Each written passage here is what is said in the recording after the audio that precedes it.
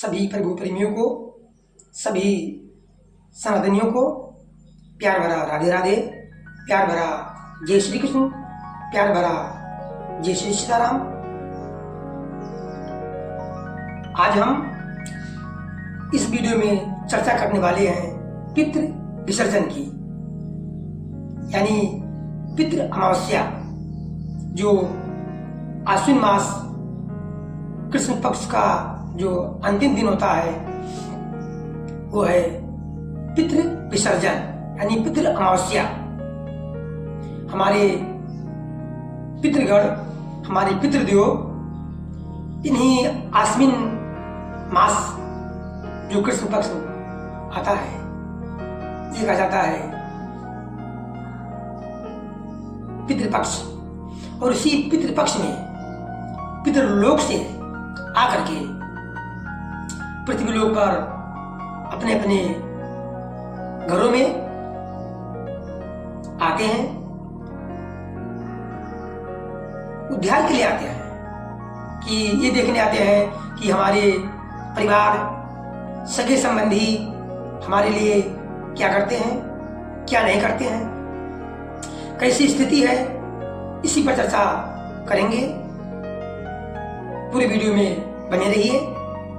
और इसमें हम क्या करें कि हमारे पितृदेव, पितृगण प्रसन्न होकर के हम सबको, अपने परिवार को, अपने वंश को आशीर्वाद दें, ताकि हम सबकी वंश वृद्धि आगे बढ़ती रहे। आइए, आप सभी का स्वागत है। ये पितृपक्ष चल रहा है। आज और कल 2 दिन बचा हुआ है। आज है चतुर्दशी, कल है पितृ अमावस्या यानी पितृ विसर्जन। तो अमावस्या के दिन, पितृ विसर्जन के दिन, पितृ अमावस्या के दिन हमको क्या करना चाहिए, क्या नहीं करना चाहिए, आइए इस वीडियो के माध्यम से जानकारी प्राप्त करते हैं। जितना हो सके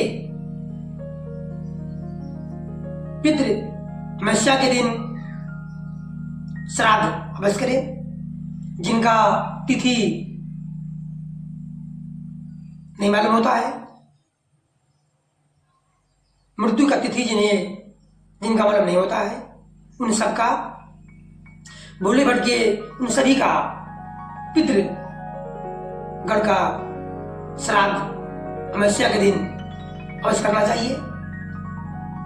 क्योंकि जो हम सोच लेते हैं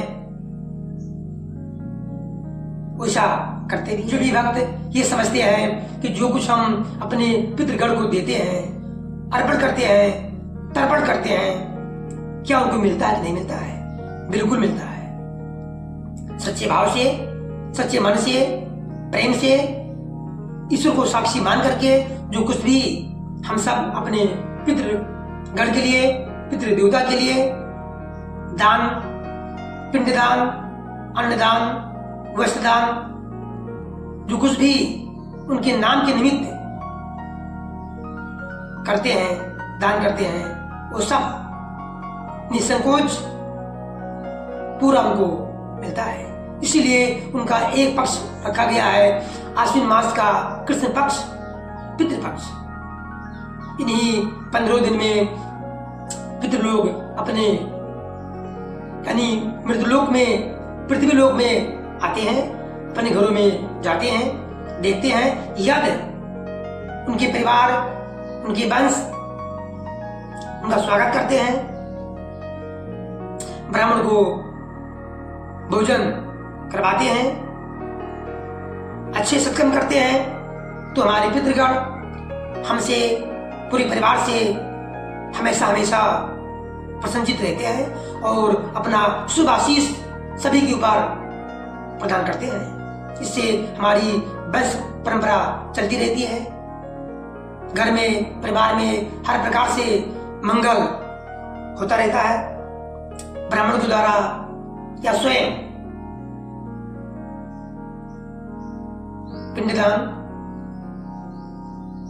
अन्नदान, वस्त्रदान जितना हो सके यथाशक्ति के अनुसार असहायों को, जरूरतमंद को या फिर ब्राह्मण को दान अमावस्या के दिन यानी कल 2 अक्टूबर 2024 के दिन अवश्य ये शुभ कर्म, ये सत्कर्म अवश्य करें। इससे हमारे पितृलोग, पितृगण, पितृदेवता तृप्त होते हैं, उनको प्रसन्नता प्राप्त होती है और हमारे सत्कर्मों से, हमारे प्रभु के गुणगान करने से, प्रभु का नाम जपने से और उनको अर्पण करने से उनको मोक्ष की प्राप्ति होती है।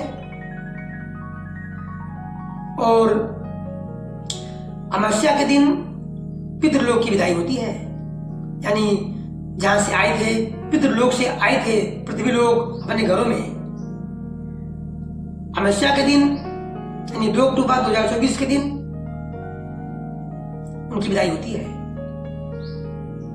फिर पितृलोक के लिए प्रस्थान करना होता है। शाम को आप लोग एक काम अवश्य करें, तिल का दीपक शाम के समय नदी के पास, जलाशय के पास, कुएं के पास या फिर अपने घर में ही 1, 2, 3, 4, 5 जितना हो सके तिल का दीपक अवश्य जलाएं।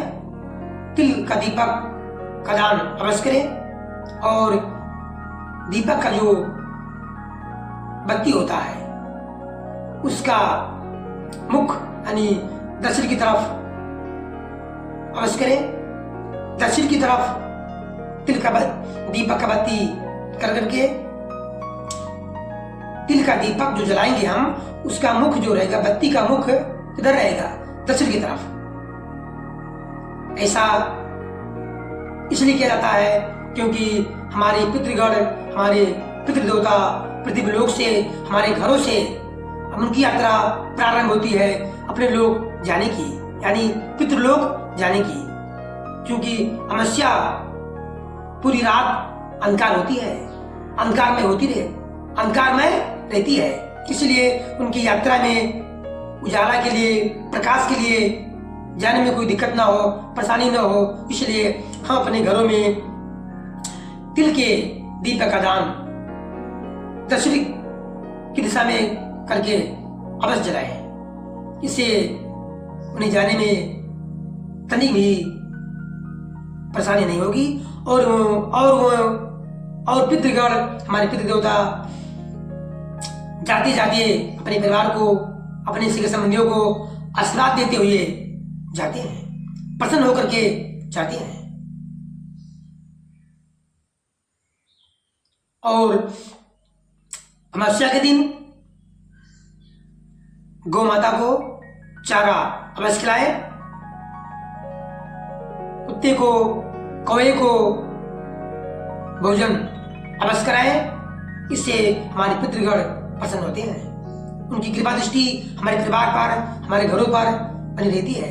और एक बात आप लोग अवश्य करें, हम सब मिलकर के अवश्य करें कि जो कुछ जाने अनजाने में त्रुटि हो गई है, भूल हो गई है, गलती हो गई है, कोई चूक हो गया है, वो हम अपने पितृ देवता से, पितृगण से प्रार्थना अवश्य करें कि हे पितृ देवता, हे पितृगण, हमारे द्वारा जाने अनजाने में जो कुछ त्रुटि हो गई है आपकी सेवा करने में, सो हे हमारे पितृ देवता इन सब गलतियों को, त्रुटियों को क्षमा कर दें और क्षमा करते हुए हम सब पर आपकी कृपा बनी रहे, ऐसी आशीर्वाद अवश्य दें।